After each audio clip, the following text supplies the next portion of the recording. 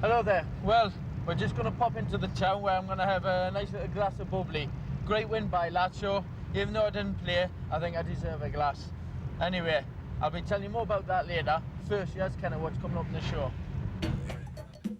Coming up, the goals which kept the reigning champions out in front at the top of Serie A.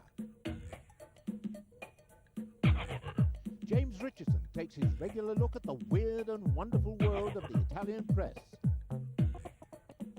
A late show from Lazio ends the Bagnoli reign at Inter.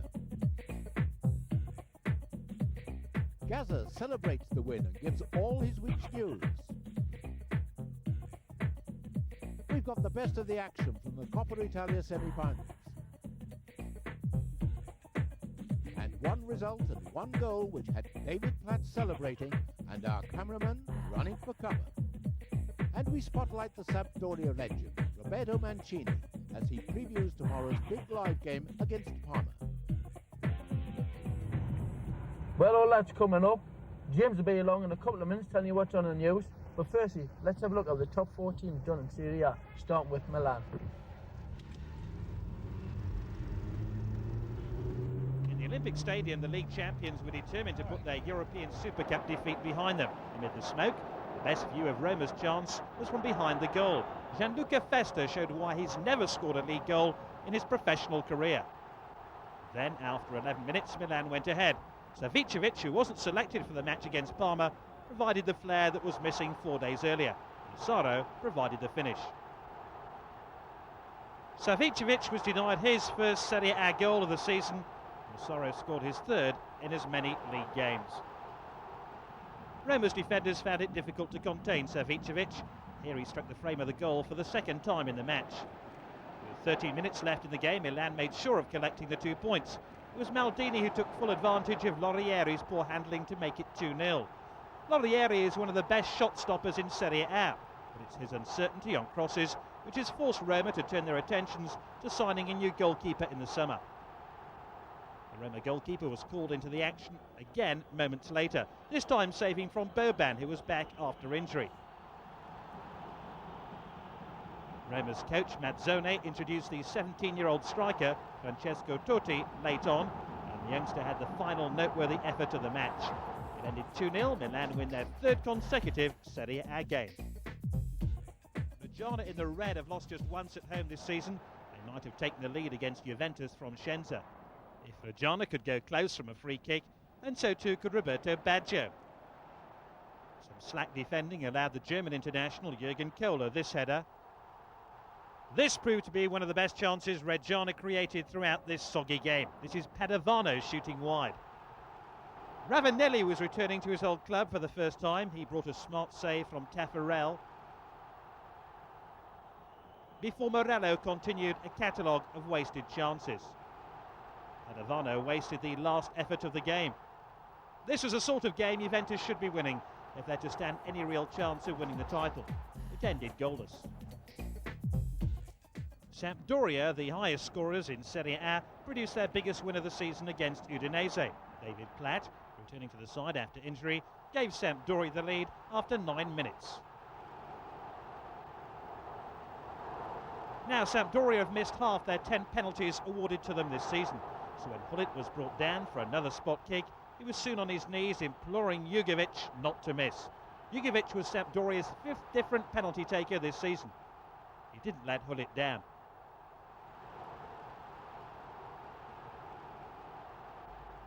Sampdoria's third goal was a real class act.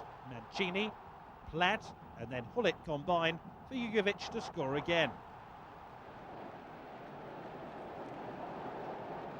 Udinese's attempts to separate Mancini from the ball proved quite useless here. In fact, they couldn't separate Mancini from becoming Sampdoria's leading goalscorer of all time. Udinese rallied briefly. Pizzi went on to score his third goal for the club since arriving from Parma in September. There was still half an hour of the match remaining when the 6th goal of the game went in, and it was another for Udinese. Former Roma player Desideri made it 4-2. Straight afterwards, Sampdoria made it 5. This time Lombardo and Mancini turned providers, and the splendidly named Amoruso made it 5-2.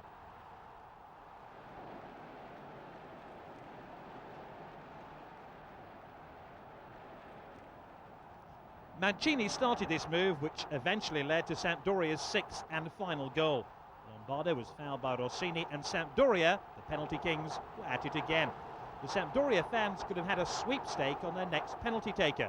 Few would have guessed on Mancini, who'd missed his last three in the league. Sampdoria keep up the pressure on Milan at the head of Serie A. Eriksson, una Sampdoria troppo bella per essere vera oppure no? No, troppo bella no, però tutto è andata bene. Oggi abbiamo fatto 3-0 i primi 45 minuti, dopo facciamo 4, però vede com'è il calcio, in pochi minuti loro fanno 4-1, 4-2 e là se non siamo attenti si può aprire discussione di nuovo, però tutto sommato è andata molto bene, abbiamo fatto 6 gol, potevamo anche fare di più, però Udinese, nonostante questa sconfitta un po' grande, sta giocando bene secondo me. It's going to be a corner to Torino. Carboni to take it. Sottil! Oh, he almost got there. And Bucci was flapping at thin air. Sottil making his first league appearance of the season, and he almost capped it with a goal. Minotti, Zola, and a tidy build-up here by Parma. Benarivo, Aspria, he's away from Sottil. He's cut it back towards Zola. Oh, that was an excellent stop by Galli. And he's furious with the lack of cover available in the Torino defence. Aspria did ever so well here to cut the ball back and take number 4, Mussi, out of the game.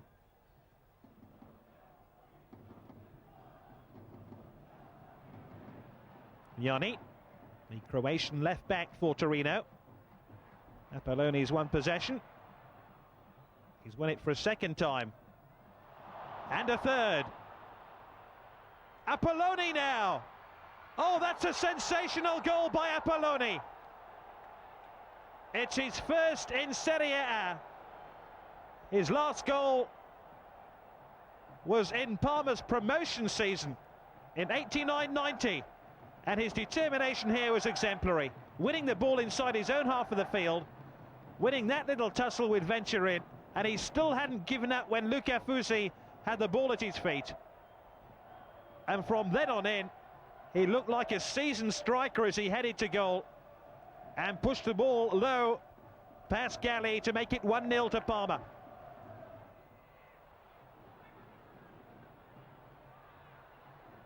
Venturin. Away from Aspria. And here goes Aspria again, who's got real pace to his game. Forward towards Crippa, who's in round the back of the Torino defence. Zola, and that's 2. It may even have come off Fortunato as Zola went in for the kill. Crippa was the originator of this goal, put through by Aspria. And watch out for number 10, Gianfranco Zola, arriving here. And Fortunato could well have played the ball against Zola for the goal. Rollin.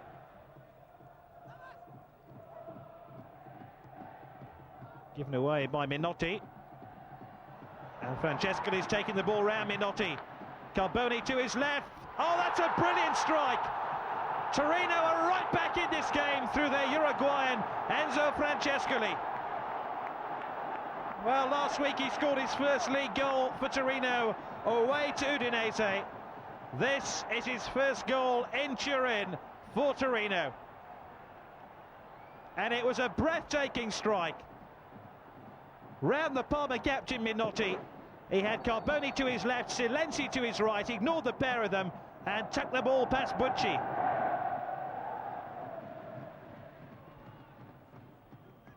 Now is this where Torino draw level?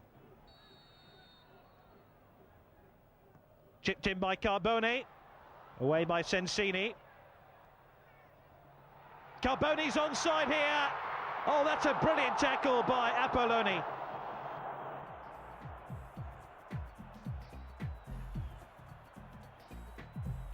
Sicuramente dopo i tempi supplementari contro il Milan era da prevedere questa sofferenza nel secondo tempo. Comunque nel primo tempo il Parma ha giocato direi molto bene, ha avuto molte occasioni, è stato un Parma convinto dei propri mezzi, un Parma che era sceso in campo sereno, tranquillo e aveva fatto anche vedere del bel gioco. Poi purtroppo nel secondo tempo è uscito il Torino, però anche noi abbiamo sentito sulle gambe la partita di mercoledì. C'è amarezza, tanta amarezza.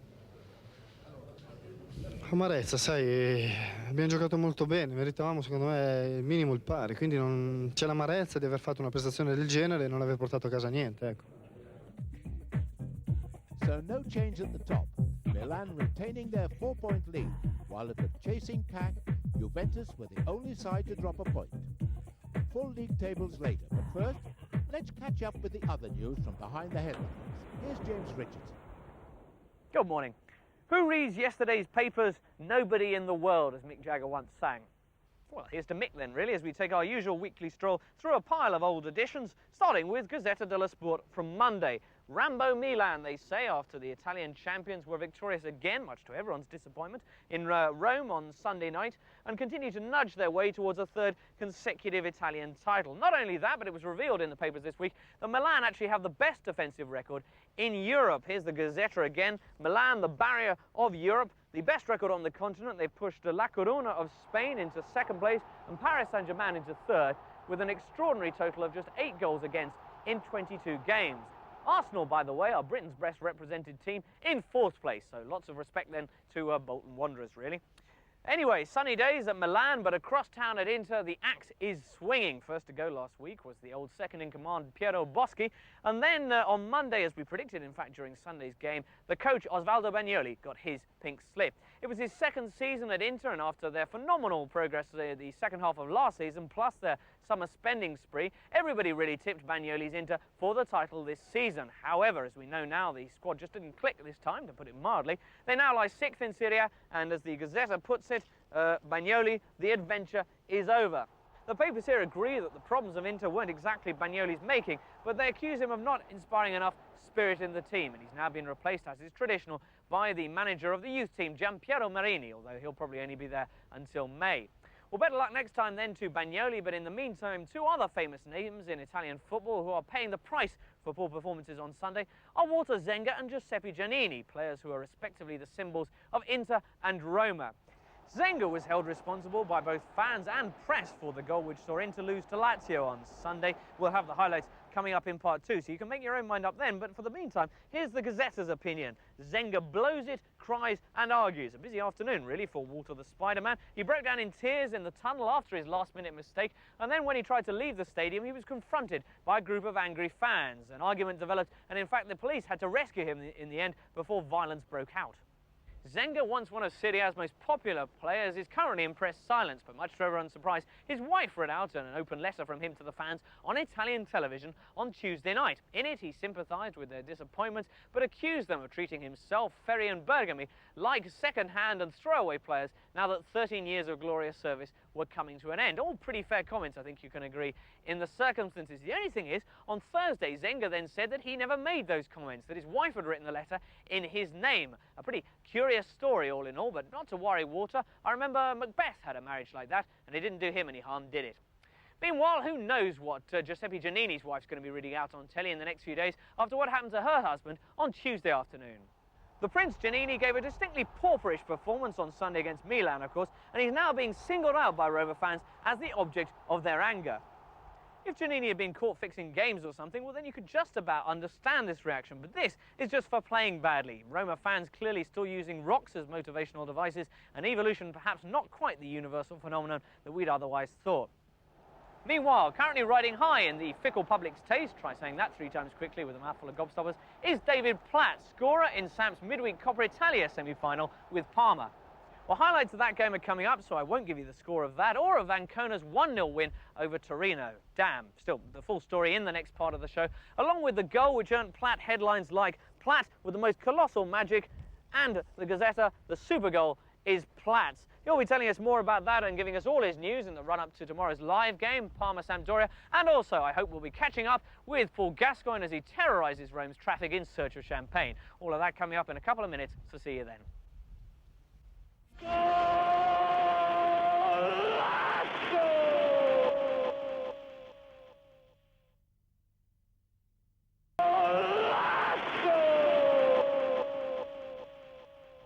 Welcome back. As you can see, we're still in plenty of traffic, but I'll get you there in a minute, don't worry. I'll be telling you about what's coming up in main news, everything that's been happening. But firstly, let's have a look at the highlights of Inter versus Lazio. Manicone. Dangerous ball in for Sosa! Oh, magnificent goal! My goodness, what a fantastic goal. I was just about to say I thought he should have headed that because it looked as if it was going wide, but he's up on the volley, and that really is a wonderful exhibition of volley, and that was superb. Here we see Manicone on the ball looking up. It's a great pass. Sosa pulls off the shoulder of the defender, and he's up in the air like a flash. Look at that. That is absolutely fantastic stuff. Well, that's incredible awareness by Ruben Sosa.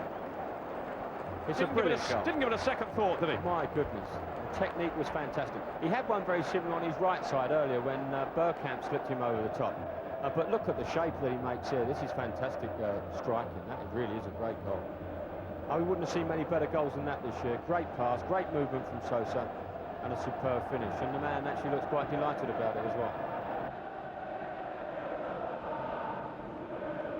He was there, so strong with his right foot. Signori so lethal with his left.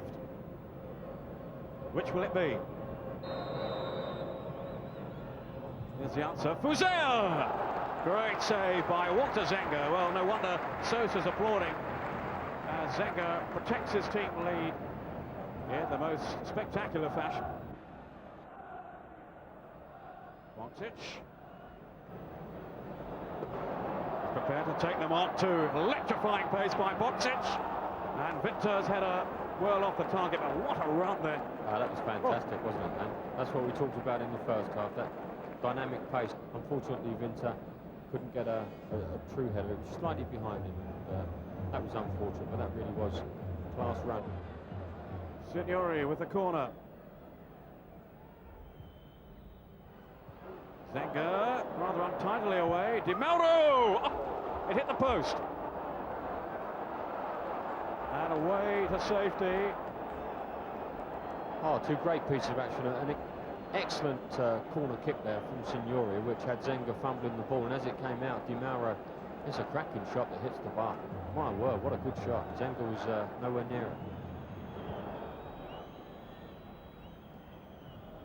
On Microvero, Fuser. Danger threatening again, Boksic. He's given the penalty. It's a lovely little floated ball into him. Now, Battistini's arms were all over him, but it's not going to take much for a centre-forward to go down in that situation. It's an excellent ball from Fuser into it. Missing out Ferry, plonks it straight on his chest. And, you know, that's the great thing about our game. Opinions. Everybody's got their own opinion, and I personally would have given a penalty. Well, can he keep his nerve amidst the bedlam in the stadium and the pressure of the occasion? Signori scores! 1-1. Fantastic penalty kick. Really did whack it in with the inside of the foot. It's a strange old technique he uses, but seems very successful for him. There we go. Just a couple of steps and whips it into the far corner, giving Zenga no chance whatsoever. Boksic with Vinter.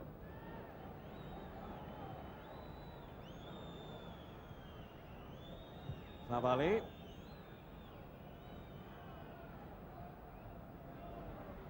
In goes Signori, just whisked away then from Fontelan. Di Matteo, good strike! A sensation. Lazio have taken the lead with seconds to go. Di Matteo, what a strike. My goodness, it's always the way, isn't it? They haven't really been in the game at all. Di Matteo hits it, and it just bounces right in front of Zenga, and he can't get to the pitch of the ball. And there it is, in the back of the net. A very difficult ball for goalkeepers to have to take.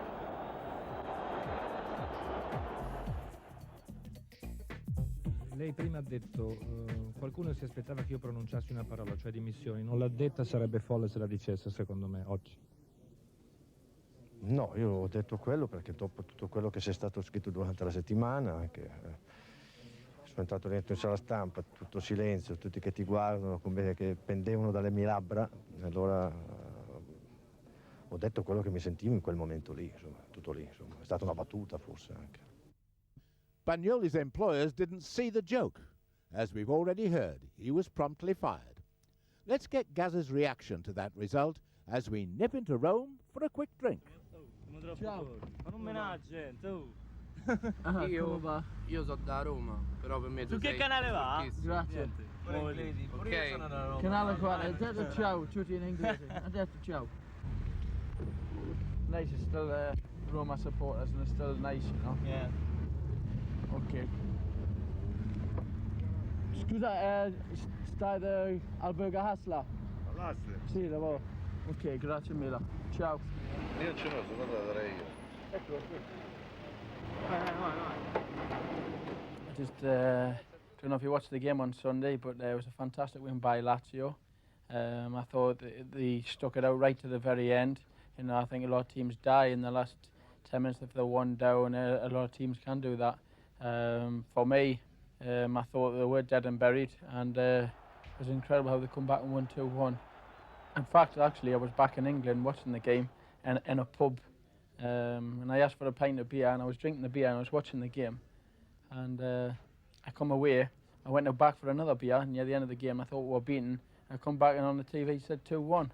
So I missed the goals, and I seen it at the end of the show. The only thing I can say is I can't believe that you actually see that presenter James doing the show. No wonder the ratings went down very much, quite a lot in the last couple of months. But never mind. I hope you enjoyed the game. I certainly did, and I certainly enjoyed the 2 points. I know the press were talking about that. I went back to sort out a rift between my mum and dad. You know, everything's okay. It's not a problem. The only fact was, it was my dad's birthday. My mum decided to send him a hotel for a week. And what present could you ask for? And now everything's all right, sorted out, and it's not a problem. So all you are worrying about my mum and dad in England. All you press are not really, really worried. Not everything's okay. Don't worry. Just having a nice treat in a hotel off my mum. Here's Gascoigne now for Lazio. And they're backing off him. Gascoigne! Oh! It's nice to get my form back. I'm really enjoying my football at the moment. The only thing is I haven't scored a goal since the first game back, so let's hopefully the game tomorrow that I can stick one in the back of the net, if selected. Well, you might have seen on Sunday a little surprise to everyone. I think when Matteo had scored the goal, Zoff gave him a little hug after the game. I think it's the first time I've ever seen him hug a player. He must have been really, really pleased. I remember when I got the equaliser against Roma, I never got a hug, so I'm a little bit jealous there, and I'll have to have a word with him. Because, you know, sometimes I need a little hug as well, especially if it's off the manager. There has been rumours of going at the end of the season, like I said before, I covered that before. I don't think that's true. The president have given me his full assurance that everything's okay. What we've got to do is keep on getting the points like we did on Sunday. Well, Milan have went storming ahead again in the championship, and they had a tough match the other night against Roma. Everyone was hoping Roma would get the points because they always seem to do well against Milan. But Milan looked very, very strong on the night, and they could have won by 5 or 6. So everyone was disappointed that even ourselves at Roma couldn't first time get the points. For us, we've got a tough match tomorrow. Cagliari doing very, very well. They're a well-sorted team. They know what they're doing, so it'll be a tough match for us as well. The live match we'll be watching tomorrow will be Parma against Sampdoria. Both teams at the top there, both teams in form, and both teams looking strong. Well, it'll be an interesting match for all your viewers back home. David Platt will be along in a minute, telling you all about his news, but from me, arrivederci. Our other Englishman abroad, David Platt, was in midweek action for Sampdoria in the semi-final of the Coppa Italia. And what a match the first leg with Parma turned out to be. The visitors had Creeper out injured, and Nevio Scala left Zola and Benarivo on the bench. But they still made most of the early running, with Meli's good turn and shot bringing the first important save from Pagliuca. Parma's pressure eventually paid off on the half-hour mark. Brolin robbed Mancini, then released Melli. He just managed to keep it in play before crossing for Asprilla to head home. It was the Colombians' third goal of the competition, and coming away from home could yet be vital.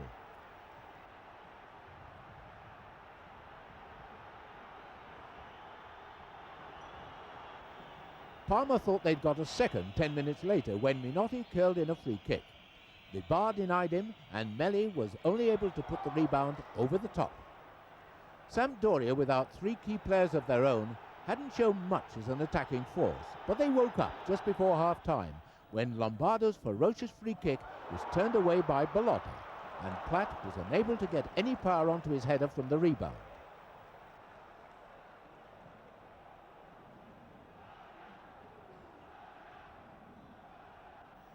Lombardo continued to spearhead Sampdoria's revival in the second half. Serena's deep cross was turned back in by Mancini, and the balding winger saw his header pushed onto the bar by Bellotta. The Parma goalkeeper was unable to prevent a 54th minute equaliser though. It was Mancini who carved the opening, and Lombardo, who else, found the corner of the net. Like Asprilla before him, it was Lombardo's third Coppa Italia goal of the season, and another vital one.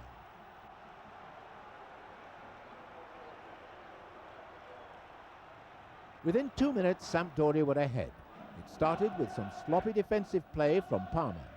Matracano provided the final missed kick, but take nothing away from David Platt for a spectacular finish. He reacted superbly, an acrobatic bicycle kick crashing into the net, his second Italian Cup goal of the season and his 9th of the season all told. 2-1 then to Sampdoria on the night, with the second leg to come in 11 days' time. And only one goal between the sides in the other semi-final, where Ancona entertained the holders Torino.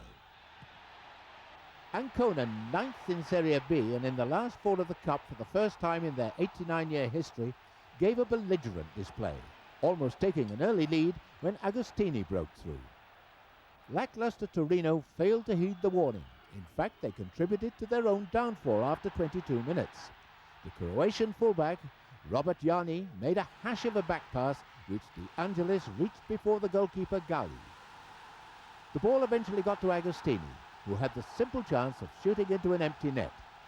It was his 4th Cup goal of the season, and certainly his easiest. Inspired by this, Agostini led the charge which looked like claiming a vital second.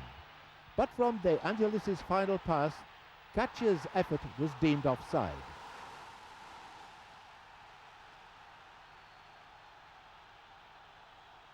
A lucky let-off for Torino, who took an hour to create their first chance.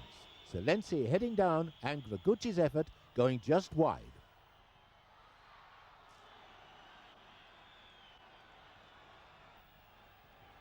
Torino's next effort was on target, but Sergio's long-range attempt was superbly saved by Nista. Silenzi, Serie A's joint leading scorer, was given little freedom, but he did go close with this header from Venturin's free kick.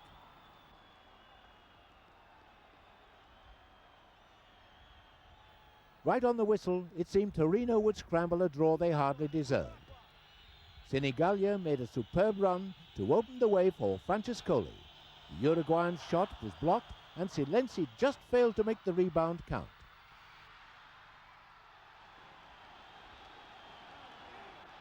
So Ancona, conquerors of Napoli in an earlier round, are still unbeaten in the competition, and they'll make it hard for Torino in the second leg.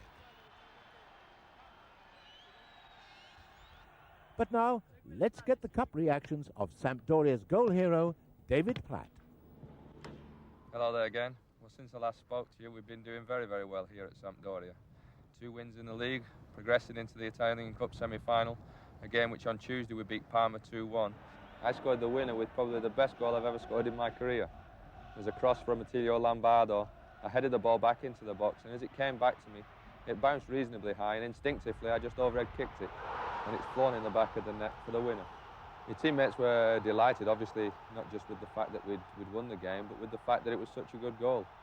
Roberto Mancini actually said to me that if he'd have scored a goal like that, then he'd have walked off the pitch and never played again. We have to go to Parma to play the second leg of that semi-final in 2 weeks' time on the 23rd. But tomorrow we play them again in the league at their place. Again, it's going to be very, very difficult for us. It's probably going to be an advantage for Milan in the fact that two of the main contenders to Milan are playing against each other. But Parma showed the other week that they're in top form when they played against Milan in the European Super Cup and probably turned in the best performance by a club side in a number of years here in Italy.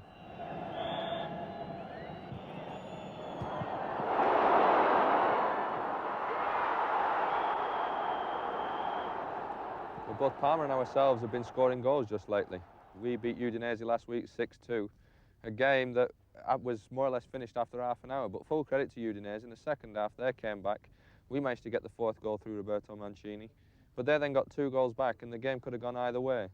And we showed the character that we've got, and we came back, got the 5th, and from then on, really, it went all downhill for Udinese. Parma, in fact, in the cup quarter-final, scored 6 goals against Foggia. So there should be a few goals tomorrow. Hopefully, the majority of them will be for us. We've been having a lot of trouble with our penalties. Roberto Mancini's missed 3. I missed 1 on the television that you saw against Napoli. Ruud Hullit's also missed. Attilio Lombardo's missed. After last week, we had a 50% ratio of conversion. Vladimir Jugovic took the responsibility last week. And there's been a great deal of publicity in the newspapers about the fact that we kept missing penalties. And Ruud Hullit went in front of him just before he took the penalty and prayed to him to put the ball away. He's probably putting a little bit more pressure onto Jugovic, but he managed to put the ball away for the second goal. Around about this time of year, the Italian papers start to talk about the transfer market, and it's not just players, it's managers as well.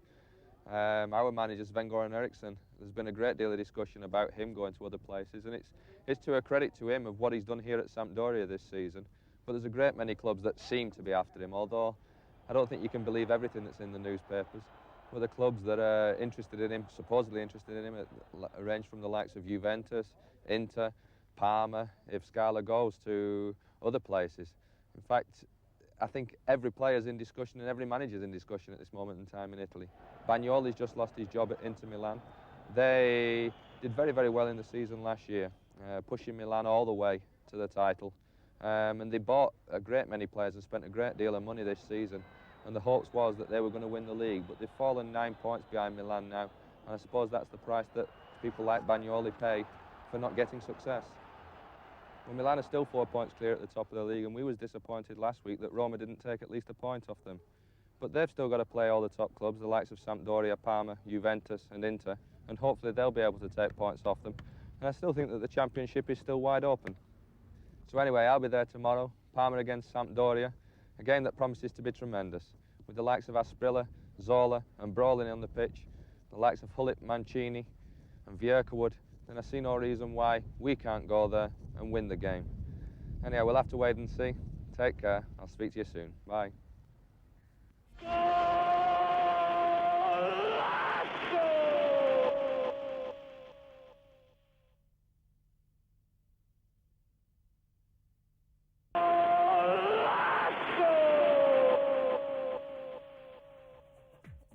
Welcome back.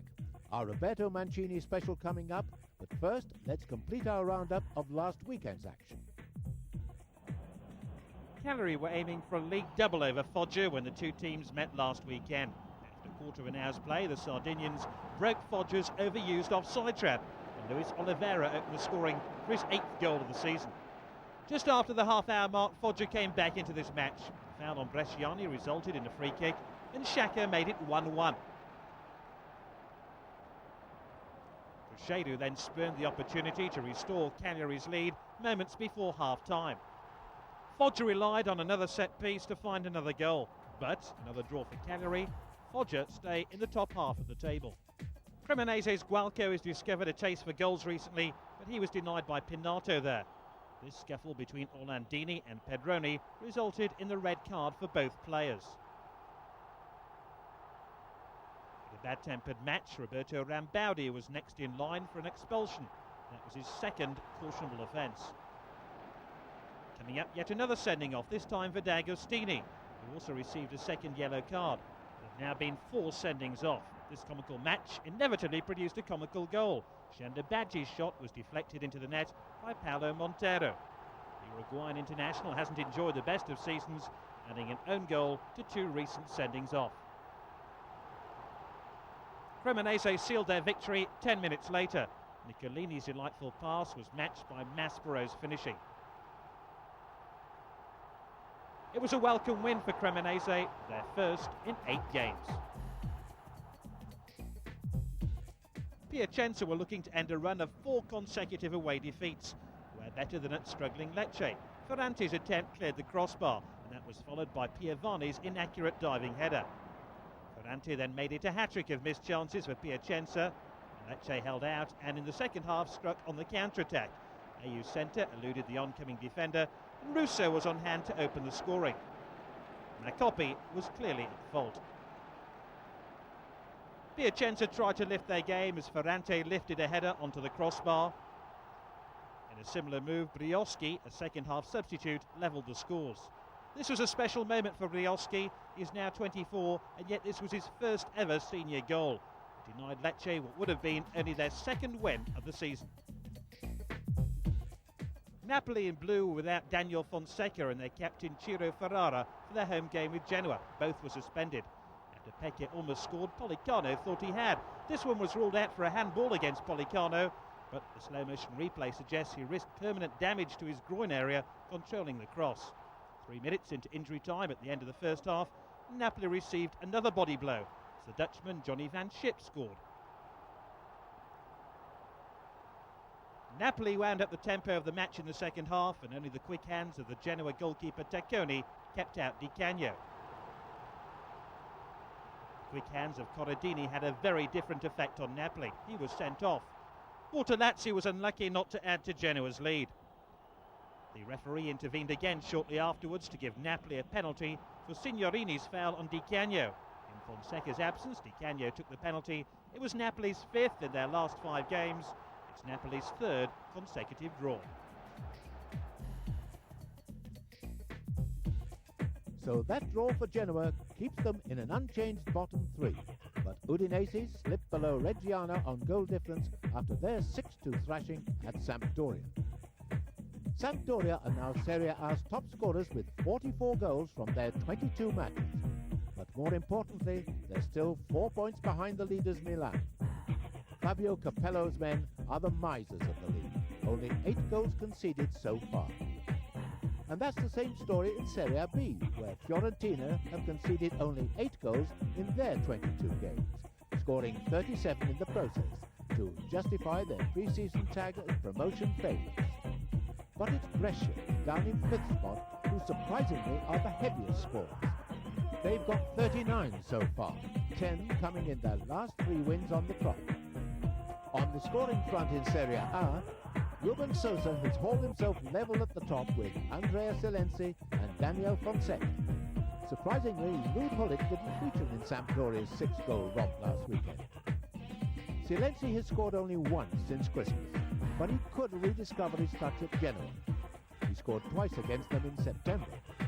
Roberto Baggio will fancy his chances too when Juventus entertain relegation-bound Lecce. Gazza's Lazio entertain Cagliari, and Inter, under new management, travel to Piacenza.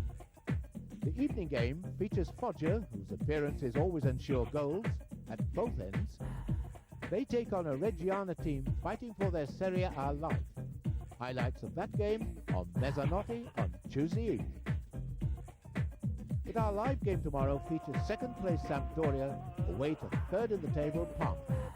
James Richardson has been to Genoa to get the lowdown on one of the game's key characters.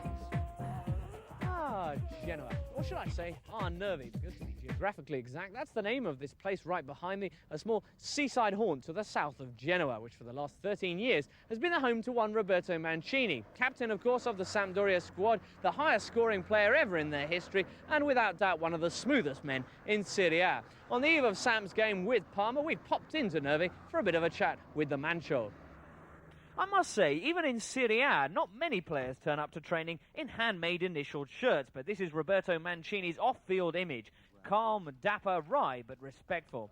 On field, though, as he's the first to admit, he's a very different figure, shouting at his teammates, stirring up the ultras, arguing with the hecklers, and generally losing his cool.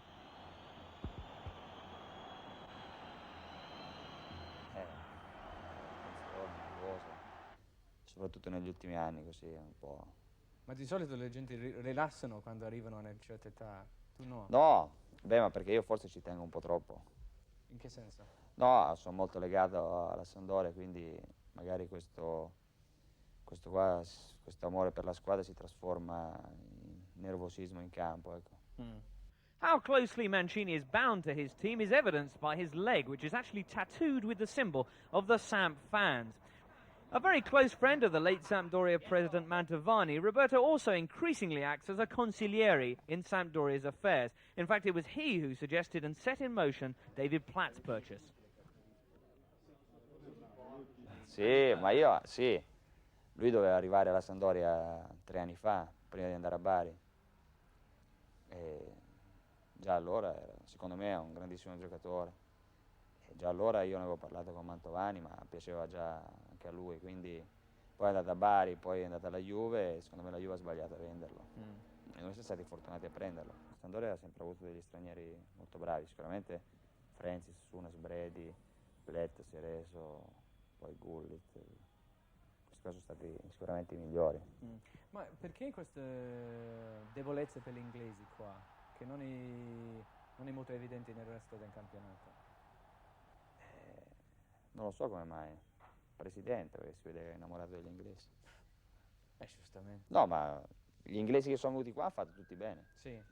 A parte Walker, che cioè, ma ha cominciato bene. Walker ha pagato secondo me i problemi che aveva la squadra, perché secondo me è un bravo giocatore. Un bravo ragazzo, un bravissimo giocatore. La squadra aveva qualche problema l'anno scorso, una squadra giovane. Quindi. Last season was certainly a disappointing one for Samp, with the departure of the coach Vujidin Boskov and Roberto's great friend and scoring partner for 8 years, Gianluca Vialli. An era had ended that had seen in previous seasons Samp's first ever Scudetto, victory in the Cup Winners' Cup, and even the final of the European Cup against Barcelona in London, a night of intense disappointment for Mancini on the Wembley turf. What was worse for Sampdoria, losing the European Cup at Wembley or losing Vialli that same summer? Sono due cose dolorose. Una, cioè, sì, abbiamo perso Vialli, abbiamo perso una parte della nostra vita e abbiamo perso un amico, però lui è sicuramente andato in un posto che non è che è andato a lavorare in miniera o a fare la guerra, cioè è andato alla Juve, quindi sicuramente andava a star bene e questo noi eravamo felici per lui. Sicuramente la Coppa è stata la cosa più dolorosa. Sì? Comunque lui non sta, cioè lei sì, ha avuto dei problemi. Però quando lui è andato là non pensava di avere tutti questi problemi. Lo so, ma andare via di qua, cioè, poi come si sta qua penso che non si stia da nessuna parte. Despite that sentiment and despite the obvious difficulty that getting his tattoos changed would involve, Mancini admits that he too at times has contemplated leaving Samp's bosom. Così perché pensavo che il presidente non avesse più intenzione di rinforzare la squadra o allora mi era avuto una mezza intenzione di andare alla Roma. Quando sarebbe stato questo? No, l'estate scorsa. Ah sì? Così? Sì, ma è stata una cosa così, poi dopo lui non mi avrebbe mai venduto, quindi. Cosa ti ha detto? Una parolaccia. Non si può dire. E il futuro per Mancini? Il futuro. Cioè, spero. 29 anni compiuto. Potrei andare all'Arsenal. C'è sempre un spazio, immagino, per te, sì. Ma se no? No, non lo so, sicuramente. Spero di rimanere alla Sampdoria almeno ancora 3 o 4 anni. E poi come dicono come dirigente o qualcosa? Adesso vediamo, non so. Roberto Baggio, the only active player after all to have scored more than Mancini, has sole rights to Italy's number 10 shirt. And although it's a magnificent sight, the two playing together happens on all too rare occasions. Lì deve decidere Sacchi, io sono a disposizione. Spero di poter essere utile. Fino ad oggi tutte le volte che mi ha fatto giocare sono andato abbastanza bene, quindi il mondiale è lungo, possono servire tutti, quindi non si sa mai. Di solito c'è sempre una sorpresa ai mondiali, quindi come è stato Rossi nell'82, nel 78, quando è stato Schillaci nel 90. Is there anything you're still looking for to complete your football career? Non lo so, a me come a quelli che hanno giocato la finale di Wembley, la Coppa dei Campioni ci è rimasta un po' sullo stomaco, cioè nel senso che ci è dispiaciuto molto non riuscire a vincere la Coppa, che forse meritavamo anche. Sai, per arrivare, quello può essere il sogno, però bisogna vincere lo scudetto, in Italia non è facile. No. E quest'anno? Quest'anno bisogna vedere, il Milan 4 punti sono tanti da prendere una squadra come il Milan. Però tutti tirano fuori questo fatto che loro devono ancora scontrare Sì, con sì, i è vero, i ma Oppi infatti e bisogna poi- aspettare il prossimo mese e mezzo, secondo me è decisivo, perché ci sono tutti gli scontri diretti, quindi poi lì si vedrà se saremo all'altezza o no. Well, of course, the next obstacle for Sampdoria's hopes comes at Parma tomorrow afternoon, as this week's Coppa Italia match confirmed a battle of Italy's two most spectacular teams. No, domenica il campionato è diverso. Coppa Italia la prima è sempre una partita dove le due squadre giocano aperte perché hanno sempre una partita di ritorno e dove si può recuperare. In campionato non è così. Beh, sicuramente sarà una partita diversa. Speriamo che il risultato sia uguale. Roberto Mancini, charming off the field and almost always a delight to watch on it, even if so far this hasn't been the best season of his career. Well, will his wishes be answered tomorrow? Will his beloved Sampdoria manage to inch a couple of points closer to Milan and that possible second Scudetto? We'll have all the answers as usual right here tomorrow afternoon on Channel 4 when we bring you Parma Sampdoria live. Until then, from the very pleasant surroundings of Nervi, goodbye. And that's it for today. James Richardson introduces Parma against Sampdoria from the Ennio Tardini Stadium tomorrow. He'll have Don Howe beside him. Joe Jordan will be with Peter Brackley in the commentary box. Join us for the home match live at the slightly later time of 1:45. Will David Platt be on the target again?